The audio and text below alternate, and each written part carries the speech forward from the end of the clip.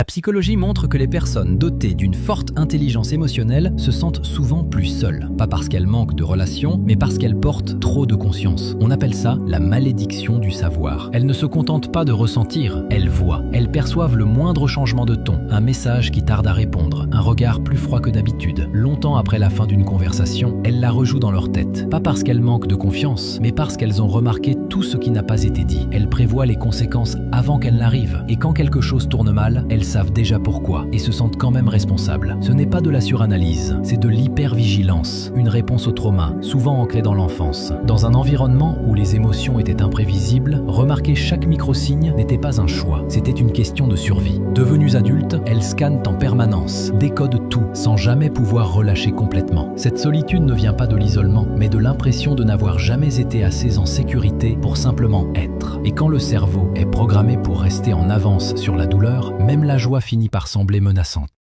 La psychologie